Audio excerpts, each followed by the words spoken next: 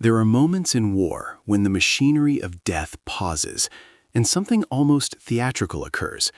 A single shot that carries not just the weight of lead, but the burden of pride, hierarchy, and the unspoken tensions that simmer beneath the surface of military alliances. This is the story of one such moment. A moment when Field Marshal Bernard Montgomery, the architect of Operation Market Garden, the victor of El Alamein, the man who believed himself the greatest military mind of the 20th century, was forced to taste humiliation not at the hands of the enemy, but through an act so audacious, so perfectly timed, that it became legend whispered in mess halls and barracks for decades to come. Montgomery was not merely a general. He was an institution, a carefully constructed monument to British resolve, discipline, and imperial grandeur. His trademark beret, his clipped pronunciation, his absolute certainty in his own genius, these were not affectations but weapons in themselves, designed to project invincibility. He commanded not just armies but narratives. Every victory was meticulously staged, every photograph calculated, every speech delivered with the cadence of a man who believed history had already vindicated him. To serve under Montgomery was to exist in the shadow of his ego, a shadow so vast it stretched across continents and eclipsed even the most decorated officers around him. But there was one man who refused to be eclipsed: General George S. Patton, Jr., the American warlord, the profane poet of armored warfare, the man who believed war was humanity's highest calling and that God had placed him on earth specifically to wage it. Patton despised Montgomery with a purity of feeling rarely seen outside personal vendettas. It was not merely professional rivalry, though that was intense enough. It was something deeper, almost visceral. Patton saw in Montgomery everything he loathed: caution masquerading as wisdom, self-promotion disguised as duty, hesitation dressed up as strategy. Montgomery, for his part, viewed Patton as a dangerous cowboy, reckless and undisciplined, a man whose tactical brilliance was perpetually undermined by his inability to control his own mouth or his own ambitions. Their rivalry was one of the great subplots of World War II, playing out in the corridors of Allied Supreme Headquarters, in press conferences, in carefully worded dispatches that dripped with passive aggression. Eisenhower, caught between them, performed a delicate balancing act, trying to harness their talents while preventing them from tearing the alliance apart. But beneath the surface, beneath the diplomatic language and the forced smiles at photo opportunities, there existed a mutual contempt so profound that both men fantasized privately about the other's downfall. Patton's diaries and letters reveal a man obsessed. He called Montgomery a tired little fart, accused him of cowardice, blamed him for prolonging the war through excessive caution. He fantasized openly about scenarios in which Montgomery would be exposed, humiliated, reduced to the mediocrity Patton believed he truly represented. But Patton, for all his fury, could never quite deliver that humiliation himself. He was constrained by rank, by politics, by the necessities of Allied warfare. His hatred remained largely private, vented in journals and in conversations with trusted subordinates, but never fully realized in the public sphere. And then came the incident, the moment when fate, or perhaps some divine sense of irony, delivered what Patton could not. It happened during the final months of the war in Europe, when the outcome was no longer in doubt, but the Germans still fought with the desperation of men who knew what awaited them. Montgomery was touring the front lines, as he often did, projecting confidence and control. These tours were carefully orchestrated affairs, designed as much for morale and publicity as for genuine tactical assessment. Montgomery understood the power of the image, the importance of being seen by the troops, of reinforcing through physical presence the myth of invincibility he had so carefully constructed. He traveled with his usual retinue: aides, photographers, intelligence officers, and with the confidence of a man who believed himself untouchable. The front had stabilized in this sector. The Germans were in retreat. There was danger, certainly, but it was manageable, calculated. Montgomery had faced down Rommel in the desert, had planned and executed some of the largest operations in military history. A trip to the front lines was routine, almost ceremonial. But war is never truly routine. And somewhere in the distance, invisible among the ruins and the rubble, Someone was watching. Someone with a rifle, with patience, and with an opportunity that would never come again. What happened next took only seconds, but its reverberations would echo far beyond the battlefield, becoming the answer to a question Patton had asked 1,000 times in frustration. How do you humble a man who believes himself beyond humiliation? The sniper's identity remains, even today, a subject of debate and speculation. Some accounts claim he was German, a veteran of the Eastern Front, where such skills were honed to lethal perfection in the frozen hell of Stalingrad and the endless steppes beyond. Others suggest he might have been a last-ditch Volkssturm conscript, an old hunter pressed into service, someone for whom shooting was not a military skill, but a lifelong craft. What is certain is that he possessed two qualities essential to his trade: patience and nerve. In the chaos of a collapsing front, with armies in motion and the entire Nazi state disintegrating around him, this man remained focused on a singular opportunity.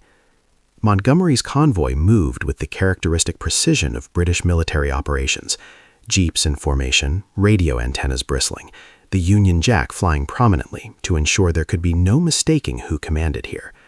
The Field Marshal himself sat upright, visible, projecting that same unshakable confidence that had become his trademark.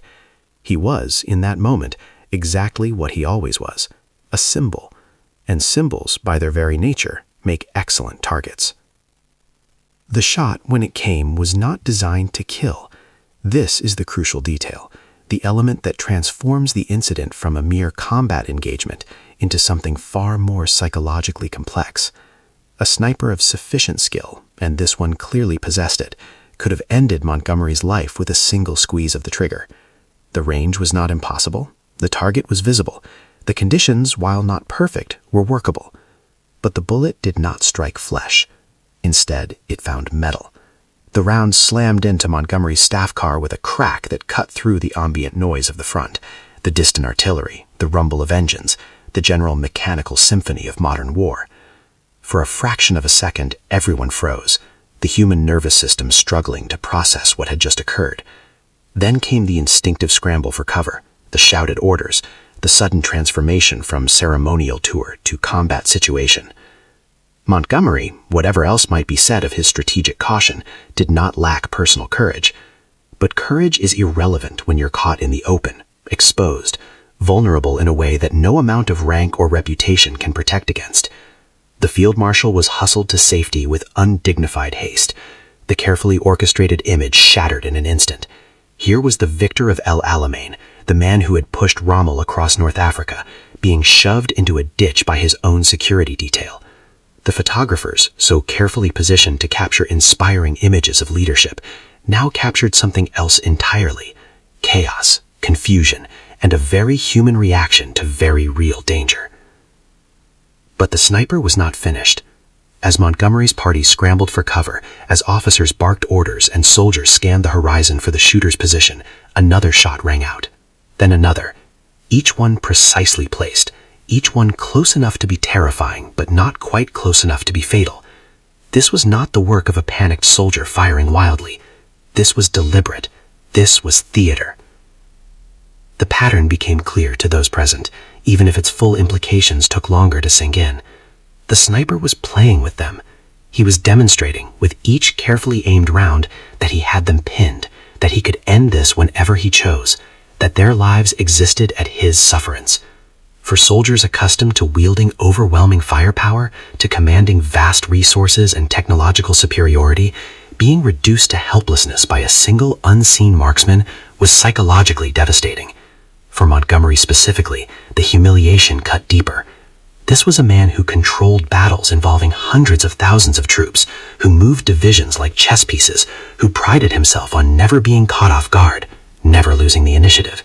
Yet here he was, trapped in a drainage ditch somewhere in Germany, unable to move, unable to retaliate, completely at the mercy of an enemy he couldn't even see. Every second that ticked by was another second in which his carefully constructed aura of invincibility evaporated. The situation was resolved eventually, as such situations always are.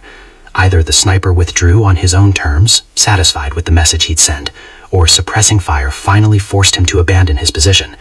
Perhaps he ran out of ammunition. Perhaps he simply decided the risk of staying had become too great. But by the time Montgomery's party could safely extract themselves and continue their journey, the damage was done. Not physical damage, everyone had survived, but something far more lasting. Word spread with the speed that only embarrassing stories achieve in military circles. Within hours, soldiers across multiple divisions knew that Montgomery had been pinned down by a single sniper. Within days, the story had reached American units, and when it reached American ears, it found an audience particularly receptive to tales of Montgomery's discomfort. Chief among them was Patton, who received the news with something approaching religious ecstasy. Here, finally, was the humiliation he had dreamed of. Not delivered by his own hand, that would have been impossible, politically and practically, but delivered nonetheless. An unknown German sniper, probably now dead or captured or simply vanished into the chaos of the collapsing Reich, had accomplished what Patton himself never could. He had made Montgomery look foolish. He had stripped away the carefully maintained veneer of omnipotent control and revealed the vulnerable human underneath. He had, in the most public way possible, demonstrated that the great Field Marshal could be made to crawl in the dirt like any other soldier. To understand why this incident resonated so powerfully, one must understand the nature of military reputation in the context of World War II. This was not merely a war of armies and materiel. It was a war of narratives, of propaganda, of carefully constructed mythologies designed to sustain morale and justify sacrifice. Every major commander understood this implicitly. Rommel cultivated his image as the desert fox, the chivalrous warrior who fought cleanly even in a dirty war. Eisenhower positioned himself as the supreme diplomat general, the man who could hold together fractious allies through sheer force of personality and political acumen.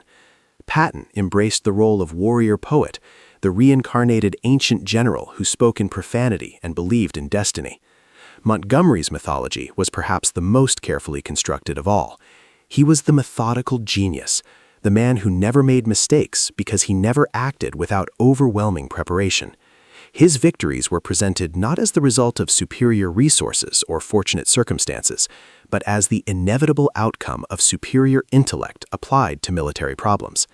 He cultivated an image of serene confidence bordering on arrogance, because that confidence was itself a weapon, against the enemy, certainly, but also against his rivals within the Allied command structure. This mythology required constant maintenance. Every public appearance, every press conference, every photograph was calibrated to reinforce the narrative. Montgomery understood that in modern warfare, perception often mattered as much as reality. A general who appeared invincible could inspire his troops to extraordinary efforts. A general who appeared vulnerable could undermine morale across an entire army. This is why the sniper incident was so devastating. It directly attacked the foundation of Montgomery's carefully constructed image. The story spread through the rumor networks that exist in every military organization, those informal channels of communication that move faster and often more reliably than official dispatches. American soldiers, already predisposed to view Montgomery with skepticism or outright hostility, embraced the tale with enthusiasm. It confirmed their existing prejudices, that Montgomery was overrated, that British caution masked British incompetence, that their own generals, particularly Patton, were more aggressive, more effective, more genuinely masculine in their approach to warfare. Patton himself, upon hearing the news, reportedly laughed until tears ran down his face. Here was cosmic justice, delivered by the most unlikely of agents. An anonymous German soldier, fighting for a regime that Patton despised almost as much as he despised Montgomery, had accomplished what all of Patton's political maneuvering, all his aggressive operations, all his calculated insubordination could not. He had made Montgomery a figure of ridicule. But Patton's joy was not merely schadenfreude, though that was certainly part of it. It was vindication. For years, Patton had argued that Montgomery's caution was a liability, that his insistence on overwhelming preparation before any action led to missed opportunities and prolonged campaigns. The sniper incident seemed to prove, at least symbolically, that Montgomery's careful methodology could be undone by a single determined individual with initiative and skill, precisely the qualities Patton valued most in warfare. The incident also highlighted a fundamental tension within the Allied command structure. The American military culture, born from frontier mythology and reinforced by industrial capitalism's worship of individual initiative, clashed constantly with British military tradition, with its emphasis on system, hierarchy, and institutional continuity. Patton represented the American ideal taken to its logical extreme, the individual genius who succeeded through audacity and personal courage.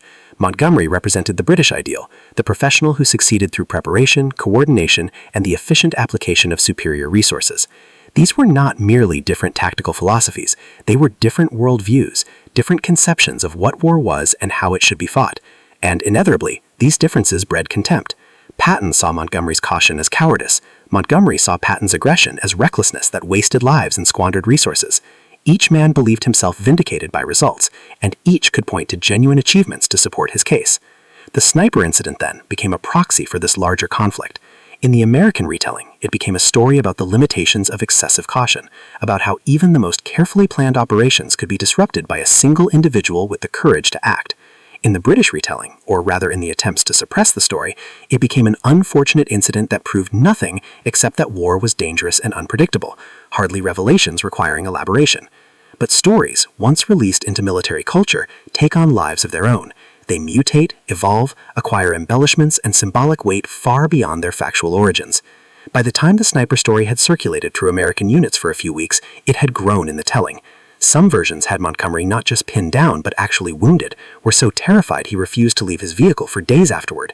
Other versions gave the sniper almost superhuman qualities, able to fire from impossible distances, to evade massive manhunts, to disappear like a ghost after humiliating the field marshal. The truth, as always, was more mundane but in some ways more interesting. A skilled marksman, probably working alone, had recognized an opportunity and exploited it with professional precision. He had not been trying to kill Montgomery, or if he had been, he was a remarkably poor shot for someone capable of hitting a moving vehicle at range. More likely, he understood exactly what he was doing, creating a psychological effect far more damaging than a single casualty, however high-ranking, could ever be. In this, the sniper succeeded beyond any reasonable expectation. He had injected doubt into a mythology that had seemed unassailable. He had reminded everyone, friend and foe alike, that reputation is fragile, that the gap between projection and reality can be exploited, that even the most powerful figures are in the end mortal and vulnerable. And he had done it without firing a fatal shot, which in its own way made the accomplishment even more remarkable. The aftermath of the incident reveals as much about the psychology of military leadership as the event itself. Montgomery, predictably, never spoke publicly about what happened.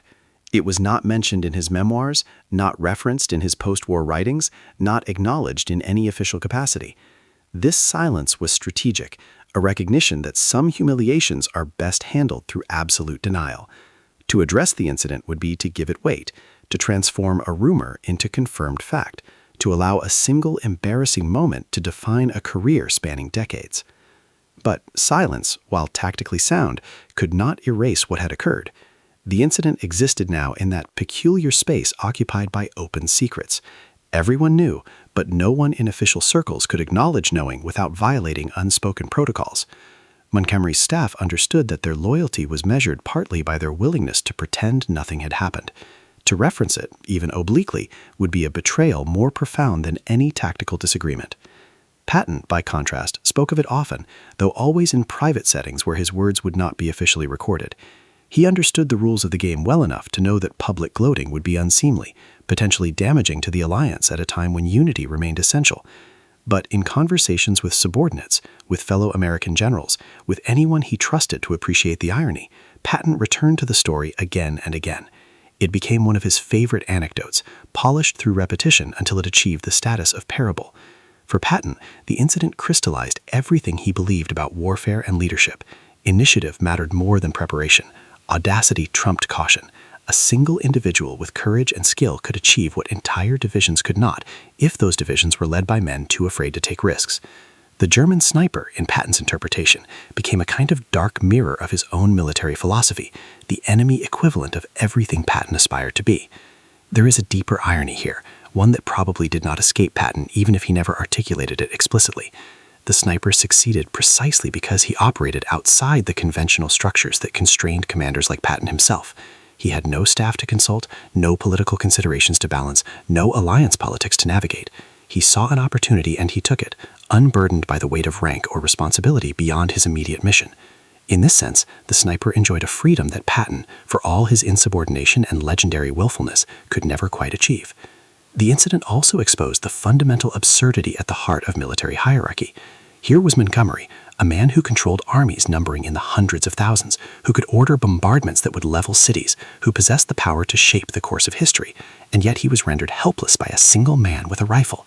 All the apparatus of modern industrial warfare, all the technological superiority, all the careful planning and overwhelming resources meant nothing in that moment.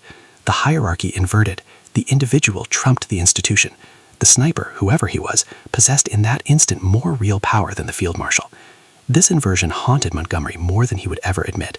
It challenged the entire intellectual framework through which he understood warfare. Montgomery believed in system, in the efficient application of superior force coordinated through careful planning. He believed that individual heroism were obsolete, replaced by the mechanical certainty of industrial-age combat.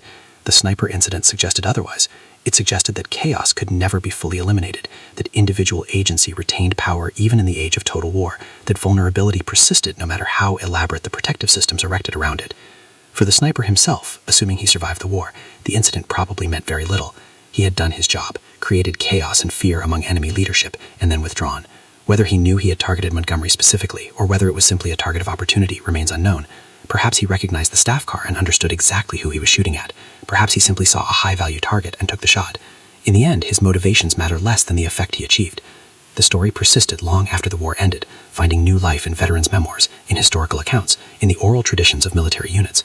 It became one of those anecdotes that seemed to capture something essential about the personalities involved, about the tensions within the Allied command, about the nature of reputation and vulnerability. Different tellings emphasized different elements, some focused on Patton's delight, others on Montgomery's humiliation, still others on the skill and audacity of the sniper himself. What remains consistent across all versions is the symbolic weight the incident carries. It represents the moment when carefully constructed mythology collided with chaotic reality, when the image of invincibility shattered against the simple fact of human vulnerability, when the general who believed himself beyond embarrassment discovered that reputation, however carefully maintained, could be undermined by a single well-placed bullet. In the final analysis, the sniper gave Patton something he desperately wanted but could never achieve through his own actions, proof that Montgomery was fallible, that the British system of careful preparation could be defeated by individual initiative, that audacity and skill mattered more than rank or reputation. It was a gift delivered by an enemy that validated everything Patton believed about warfare and leadership. Montgomery went on to further success, of course. He accepted the German surrender, received his promotions and honors, lived decades beyond the war as an elder statesman of British military achievement. But among those who knew the story, among American officers especially, there always existed a small asterisk next to his name, a reminder that once on a road in Germany, the great field marshal had been forced to crawl in the dirt while an unknown sniper proved that even legends bleed. And somewhere, perhaps, if he survived the war, an old soldier occasionally told his own version of the story, about the day he looked through his scope, saw the most famous British general of the war sitting exposed in his staff car, and decided to send a message. Not a fatal one, that would have been too easy, but a message nonetheless, a reminder that in war, as in life, no one is truly invincible, that reputation is fragile, that sometimes justice, or at least irony, is delivered through the most unexpected channels.